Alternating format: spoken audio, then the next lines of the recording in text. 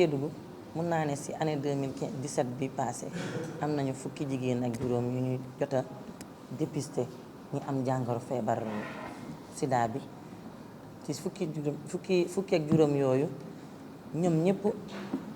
jot nañoo jël seen garab te ku si nekk yaa ngi jël sa garab normal ba ni nga wasine fukki ak juróom yooyu jigéen tamit am nañ si à peu près juróom-ñett yu wasin te juróom-ñett ñu wasin ñoon ñëpp macha allah yàlla def na ni kenn wàllu ci doomam. Depuis que le centre a commencé, le nombre de personnes enregistrées dans le site avoisine les 156 cas. N'est-ce pas? Les 156 cas. Maintenant, pour les patients qui sont sous ARV suivis, actuellement nous sommes autour de 22 cas. N'est-ce pas? C'est la file active, c'est-à-dire les patients qui sont sous traitement et qui viennent régulièrement prendre leur traitement. Il y a 22. Mais le premier chiffre que je vous ai donné, c'est depuis que le centre a commencé, ça fait plus de 7 ans maintenant. nekk nañ ci région bi nga xam ne région bu bees la parce que boo xoolee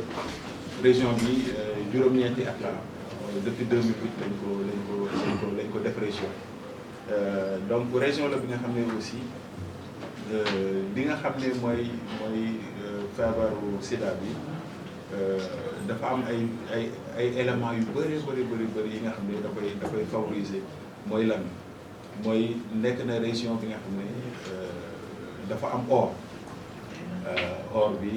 moo tax boo xoolee dëkk yu bëri yi nga xam ne bu ñu wër muy Ivoirien yi muy Nigéria yi muy Malien yi Burkinabé yi Guinéen yi ñi ci ëpp dañuy ñëw pour wut si or en tout cas au niveau ci région bi te dañuy def orpaillage traditionnel dañuy gasal seen bopp donc yooyu yëpp pratiquement day favoriser te boo xoolee également comme que nit ñi dañ fa daje te ñi fa daje ñëpp également bokkuñu jikko bokkuñu fi ñu yaroo te boo xoolee également système de santé yi nga xam ne moom la Sénégal mettre en place mën na am bañ a méngoo ak ñi nga xam ne seen système de santé de dëkk yu jóge boole ko loolu aussi comme fi nga xam ne dañu fay wut xaalis la muy or bi également ñeneen la ñu ñëw pour daanaka jigéen ñi nga xam ne ñu jóge feneen pour jaay seen bopp également ci site yooyu bu ñu jógee ci loolu aussi nekk na région bi nga xam ne li ñu naan corridor mooy tëli bi nga xam ne malien yee moom la ñuy jaar pour wuti ay bagages à Dakar pour delluwaat donc te malien yooyu ñuy wax oto yooyu daanaka bu ñu ñëwee par moment dina am fi nga xam ne fa la ñuy toog fanaan fa parfois ñu yenn ko te yooyu yëpp déjà mën na favoriser en tout cas cela nekk na région bi nga xam ne aussi région bi nga xam ne daanaka région touristique la parce que am na fii ay affaires yu bëri yi nga xam ne comme ay chute de Dindéfélo daanaka amul feneen Sénégal fudul en tout cas à Kédougou fii nii donc loolu yëpp bu ñu ko boolee mooy wane ne que ni région la bi nga xam ne en tout cas am na lu fi ne li nga xam ne nit ñi dañ fiy ñëw en permanence donc bu loolu weesoo comme ni ko waxee nekk na région bi nga xam ne aussi jafe na pour ñëw fii parce que dund ngeen ko yéen nga xam ne yéen a fi ñëw te boo fi egsee aussi nekk na région bi nga xam ne pour nga dem ci poste de santé aussi dafa xaw a jafe lool parce que tëli yi daanaka presque doyul parce que boo xoolee ci 43 poste de santé ak centre de santé yi fi nekk donc y a fukk ak ñett donc moo am tëli bu jaar bi nga xam ne na mën a permettre ñu dem ci poste bi. On doit envoyer les prélèvements. Il faut faire des prélèvements groupés. Donc, ce qui nécessite de convoquer les patients en même temps. Parce qu'on ne peut pas faire un seul prélèvement envoyé à Tamba, demain faire un autre. Donc, il faut. Et pour ça aussi, il faudrait vraiment pouvoir, par exemple, un patient qui n'a pas de rendez-vous, il demande de venir juste pour un prélèvement. D'abord, il faudra une bonne communication pour les convaincre. Mais des fois même, on a besoin de les appuyer pour le transport pour que ces patients puissent venir. Bon, maintenant, il y a en fait, un projet qui est développé présentement, le CAR, qui nous appuie pour le transport et qui se charge également de l'acheminement des prélèvements et du rendu des résultats. Donc pour l'instant, mais jusqu'à présent, il y a des patients qui n'ont pas bénéficié de charge virale. Quand on fait les prélèvements, quand on achemine les prélèvements au labo de référence à Dakar, on a des problèmes pour le rendu des résultats. Donc ça aussi c'est un problème auquel on est confronté. Par rapport au premier trimestre, de janvier à mars 2018, on a eu à dépister 818 femmes enceintes qui ont fait le dépistage du VIH. Maintenant, parmi ces 818 femmes, on a eu 2 cas de femmes enceintes dépistées positives et elles ont été mises sous ARV. Donc maintenant, la grande difficulté qu'on a par rapport à la transmission mère-enfant, c'est que des fois, les femmes, c'est des étrangères, soit des Maliennes ou bien des Guinéennes. Ils peuvent être dépistés ici au Sénégal et décider de retourner accoucher dans leur pays respectif. Donc c'est ça qui cause problème. C'est ça qui fait aussi on a beaucoup de perdus de vue. problème yi si gën a bëri mooy mobilité population bi dañoo am ay jigéen yoo xamante ni mobilité bi li ñuy voyager dafa bëri mën nañ ñëw Kédougou fee dinaa jël exemple centre de référence bi ñu nekk ni parce que centre de santé fii centre de référence la Saraya ak Salémata yëpp fii la ñuy référé mais da ngay gis jigéen yoo xamante ni jaral na leen ñu paas Saraya ba Kédougou pour consulter wu Salémata ba Kédougou pour consulter wu bàyyi seen sage-femme bàyyi seen lépp donc problème boobu ñooñu bu ñu ñëwee boo leen consulter mën nañ ñëw ñaar ñett jël seen garab ñeent waaye ñi si gën a bëri dañuy bu ñu diisee dañuy toog problème boobu la ñuy jànkonte ndax am nañ tamit problème yoo xamante ni zone aurifère mooy juraa yi ñuy wax am na jigéen yoo xamante ni mën nañ jóge si juraa bii ñëw consulter wu benn yoon ñaar yoon ñetteel yoon bi doo ko gis boo defee recherche doo ko gis nga dem feneen am sa beneen collègue bu la ne diw de gis naa ko sama poste te bokkul sax zone ndax zone bu or bi génnee rek foofu la ñuy daal di dem te ñi si gën a bëri boo waxee ne sama jëkkër fu mu dem rek foofu laay dem donc flux migratoire boobu moo ñu sonal tax na ba pour ñu toppatoo leen nu mu waree dina am ay jafe-jafe waaye nag ba tey ñoo ngi si jéem bu baax ndax jot nañ ci am 90 femmes yoo ñuy dépisté dina am 90 prises en charge. L'année dernière, on n'avait pas atteint le premier 90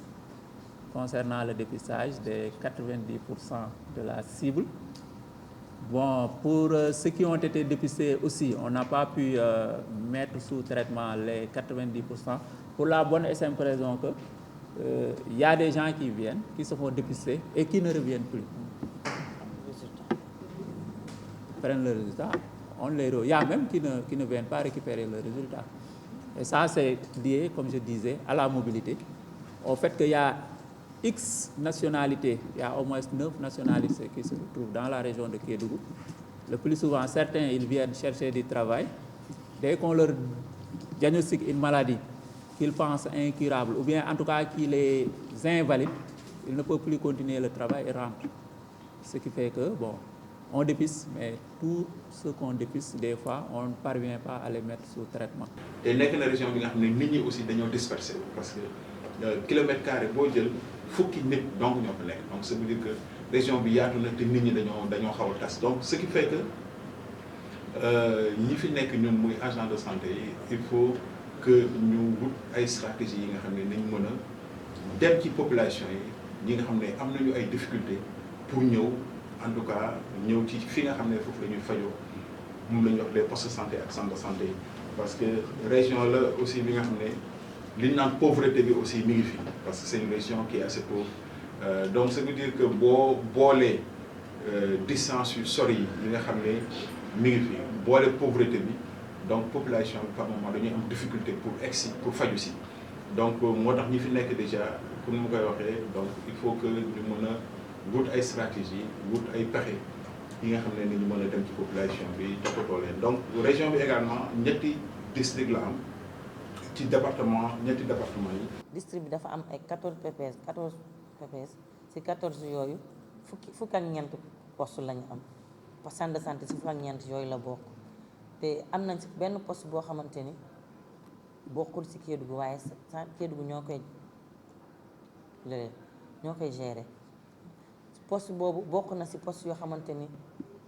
orpaillage traditionnel am na foofu jura bi am na foofu parce que ñun suñu poste yi am nañ lu mat juróom benn poste yoo xamante ni am na orpaillage traditionnel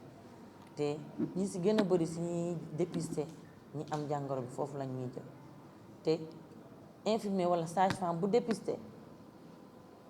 jigéen bu wérul bu am feebar bi daf ñu koy indil fii centre de santé te su ñëwee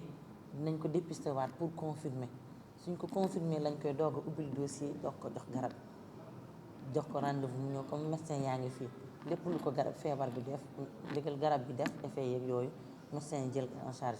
à la suite dinañ leen laaj bu fekkee bëgg nañu continuer jël seen garab bi seen poste bi ñu leen dépister ndax accessibilité géographique bi gis nañ ne lu metti la ñi si gën a bëri dañuy nangu ne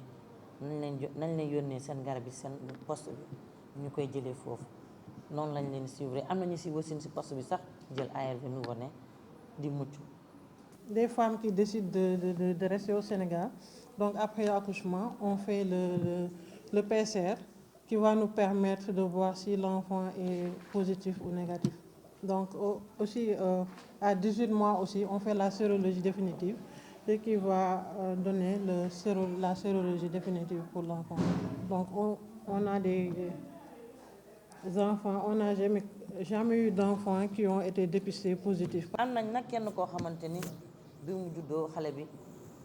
gis nañ ni yaay ji wàll na ko feebar bi waaye kooku tamit du suñu coobari ndax bi ñuy gis femme yaay ji ak doom bi ñu yegg si ñun centre de santé fekk na mu wasin ba pare donc bu mu ëmbee ba nu mu wasinee jëlul garab te yaay ji bu mu ñëwee fii dafa mujjee décédé xale bi bi ñu ko defalee analyse bi le temps ñuy jot résultat bi fekk na xale bi décédé te résultat dafa ñëw mu naan positif xale boobu rek laa xam ne am nañu xale boo xamante ni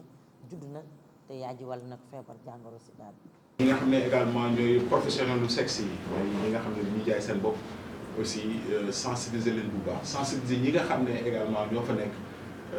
véritablement ci li nga xam ne moom mooy risques yi ak nan lañu war a def ba protéger seen bopp ba pare nag jéem a xool saytu aussi seen deret ndax feebar baa ngi seen déet donc dañuy tàggat ñi nga xam ne ñoom ñoo nekk ci poste de santé mooy infirmier yi chef de poste yi xam ne li nga xam ne moom la médecin bi doon def dans le cadre de la prise en charge ñu commencé ko pour permettre patients yi nga xam ne ñoom ñoo nekk ci zone am ñu bañ a def distance bu bëri pour mën a am traitement bu complet donc ñooñu aussi du leen bàyyi noonu rek daanaka parce que am na instance yi nga xam ne dañ koy mettre en place muy pôle sida yi muy CDLS yi au niveau de chaque département muy CRLS yi au niveau de chaque région mais également comité médical technique yi nga xam ne dañ koy organiser pour partager au niveau des techniciens yi nga xam ne ñoom ñooy assurer prise en charge bi donc yooyu yëpp daanaka instance de coordination yi nga xam ne na permettre ñu continuer tàggat bi nga xam ne ñu ngi koy def ñi nga xam ne ñoom ñooy assurer mooy infirmier yi nga xam ne ñoom ñooy assurer la prise en charge au niveau de la région